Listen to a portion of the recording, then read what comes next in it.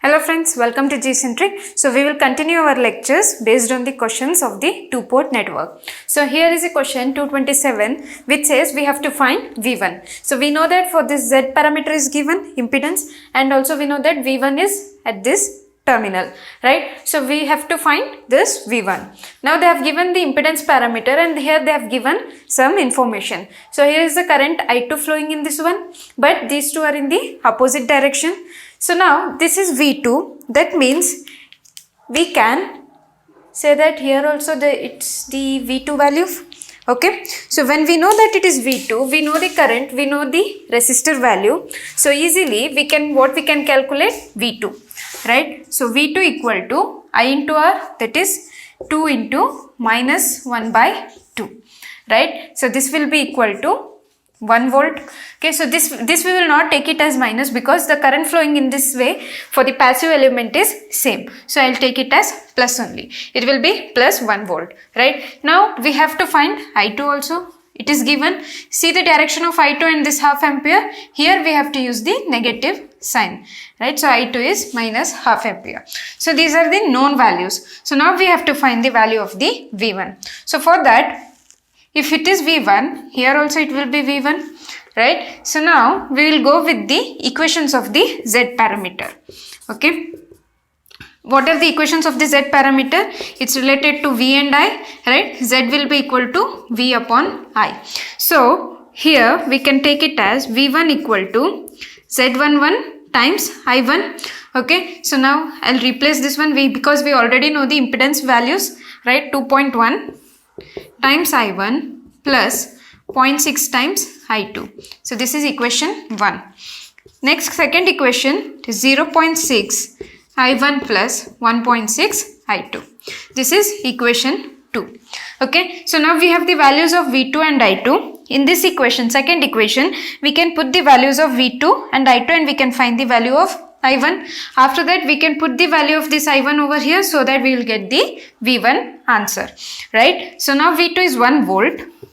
We don't know what is I1, and this is plus, then it is, since it's minus half, I'll directly as minus 1.6 by 2, and this 1.6 by 2 is nothing but 0.8. Okay, so this 0.8 comes over here.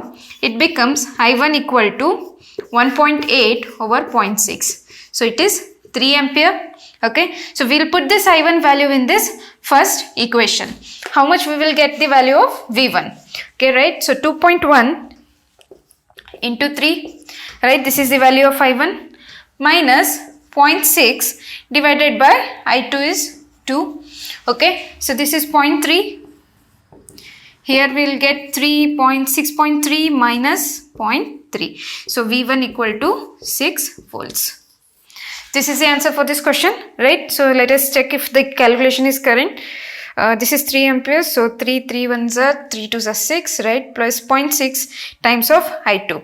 So value of I2 is minus half, so it will be 0.3. So value of V1 is equal to 6 volts. Okay, so this was the easy question. Coming to 228. We have to find the ratio of the voltages V2 and V1. So here is V2 and this is V1, right? So now do not make a mistake that this 100 volt will come over this side. Okay, so this is not same as this one because we have got a voltage drop element in between. So this 100 volt does not appear over here. So for this one, we have to find both V1 and V2. So here current is also unknown, but here we had the current known. So we had written the answer for the V2. But what we can do is we can form the equations. Now here they have given admittance parameter. Here it was impedance parameter. Okay, so first we will write whatever we can take from this circuit, the equations. Okay, so coming over here, so this will be plus minus V2. So V2 will be equal to, so the current is flowing in the opposite direction. Okay, it's not flowing according to our direction. That is, for the passive element, the current should enter from the positive terminal, but it is the reverse. So here we will take it as minus 100 I2, right? V is equal to I into R. Okay, Ohm's law we have used here. So this is one equation that we have got. Coming over here, we'll form another equation. Okay, that is, we will apply KVL. So what we will get, let us take this as equation 1. 100 volt minus, so the current over here is nothing but I1, 25 times of I1 minus V1 equal to 0. So this we will rearrange as V1 equal to 100 minus, right, 25 minus 1. So this is equation number 2. So now in these equations, we do not want I2 or I1. We want only V1 and V2. Okay. So either you can put this V2 or we can take it as if you have to eliminate. Okay, so here we have the equations. We'll write the admittance equations for now. Okay, so that we can little more rearrange the equations. So I1 will be equal to Y11 0.1 V1 minus 0.01 V2. Second equation, this is, let us take equation 3, and we'll have here 0.01 V1 plus 0.1 V2. So this is equation number 4. Okay, so we have got here two equations. Now we have to eliminate, okay, I2 or I1. Either you can substitute this V2 value over here, okay, in the form of, you can take this I2 as equal to V2 minus V2 divided by 100. Okay, so this I2 can be replaced here, right? So what we will do, minus V2 upon 100, okay, this is equal to, we'll take this also down, 1 upon 100 V1 plus 1 upon 10 V2. Okay, so we will arrange V2's one side. So V1 by 100 equal to minus of V2 minus 10 V2 divided by 100. Okay, directly I have taken the LCM for this one. So over here, I'll rub this one, this part. Okay, so here, I'll rewrite the equations from here. This is V1 by 100 equal to minus V2 minus 10 V2 divided by 100, right? So this is nothing but V1 upon 100. Sorry, we will cancel over here this 100 and this 100. Okay, V1 is equal to minus 11 V2. So they have asked V2 upon V1. So V2 upon V1 will be, this will come down, minus 1 upon 11. Okay, so this is the answer for this question. So whatever you have to do while solving the questions like this is, first write down the equations, whatever you know from that. Okay, also find the given parameters. Okay, so now here we had taken the equation, but in this problem the quantities were given, right? I2 and resistor. Okay, here I2 is absent. So whatever you want to calculate, keep it in mind, then write the equations, and then you can just go with the flow, so you'll find the answers. Okay, we'll see some more questions based on this.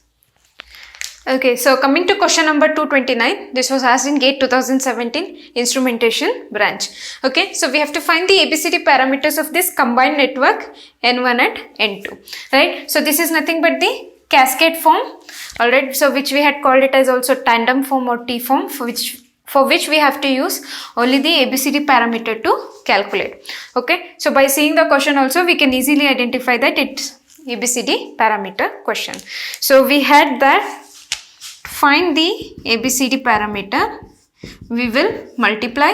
Okay, so this is Tn1 times Tn2. Okay, so here we are going to take 1501 multiplied with this one, that is second network, 0.21. Okay, so what type of you will get here, the ABCD parameter. So you have to multiply this first row with first column, 1 into 1, okay, that is 1, plus 5 times 0.2, again 1. So 1 plus 1 will be 2. Coming to this one, 1 times 0 is 0, 5 times 1 is 5. Okay, second one 0, then 0.2, and fourth one we will get it as 1. So this is the combined parameter. Okay, you can call it as N net. Okay, so this is the answer for that question. Coming to this question number 230, okay, we have to find again ABCD parameter. So now here is like V1, V2, I1 and I2, and this I2 is not the same direction for the calculation in the power system, right? It is in the opposite direction. For our home, the current I2 will enter in this direction. So we will get a minus sign in the equation.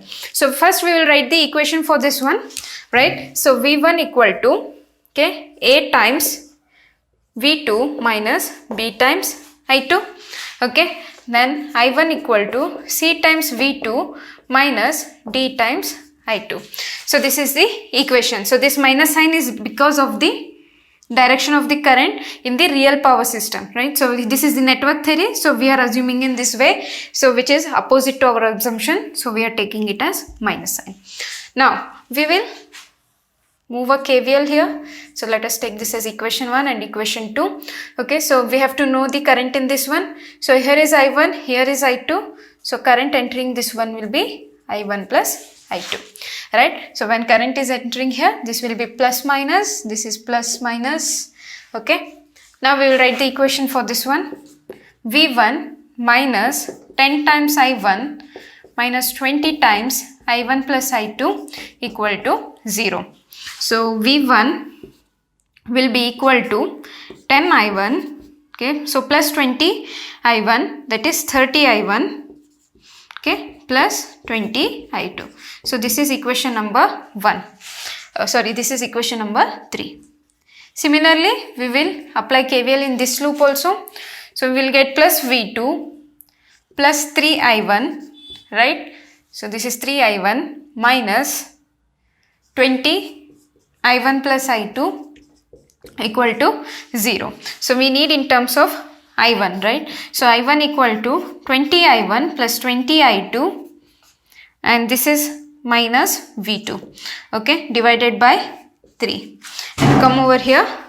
So this is I1 again, okay, so when it comes over here, let this 3 be here itself. So we will simplify here, okay. So how much we will get? 23 I1 minus 17 I1 equal to, this will come here plus 20 I2 minus V2. Okay, so I1 equal to minus 20 by 17 times I2 minus, and it will become plus V2 divided by 17. So now this equation, compare this is equation 4, okay, 4 compare it with 2, right? So this should come over here. I1, so our C parameter will be related to V2. So V2 is 1 over 17 and our D parameter is minus 20 over 17. Okay, so this one we have got. Now we have to find AB parameters. So this I1, let us put this one in this equation 1. Okay, 4 in 1. So what we will get? V1 equal to, this one 4 in 3, right? So we'll put in this one 30 times I1 is 20 by 17 I2 plus V2 by 17, then plus 20 I2 equal to 0. Okay, here is V1, right?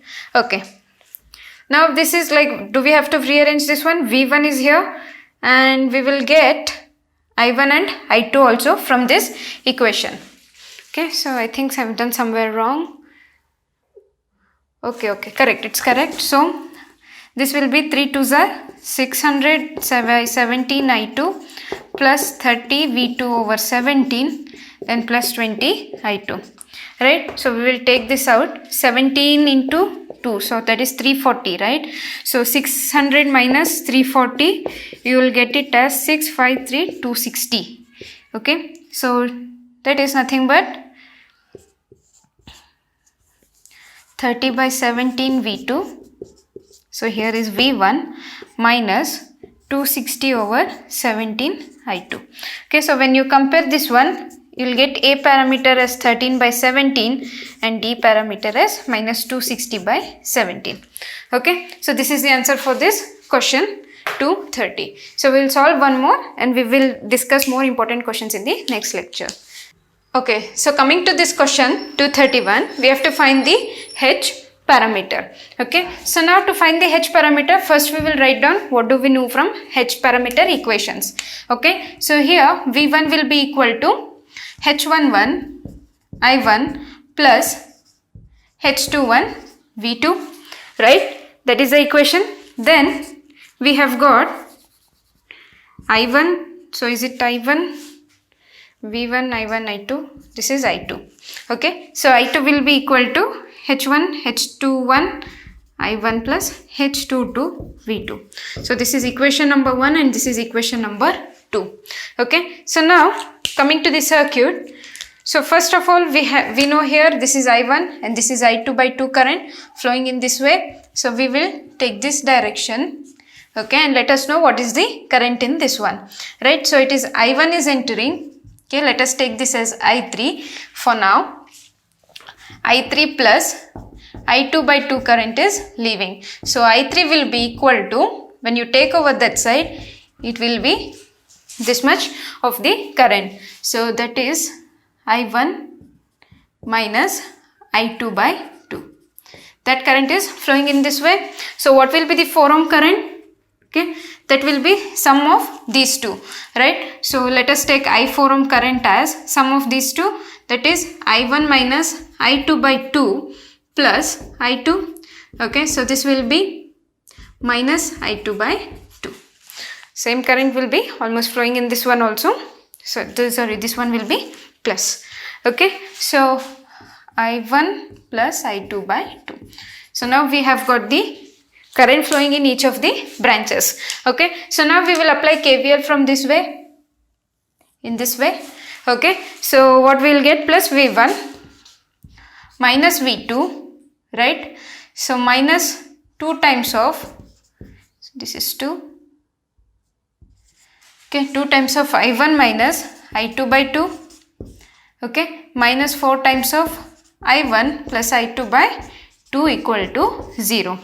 Okay, so we will open the brackets. Minus 2 I1 plus I2. Okay, 2 gets cancelled. Minus 4 I1 and minus I2 by, 2 I2 equal to 0.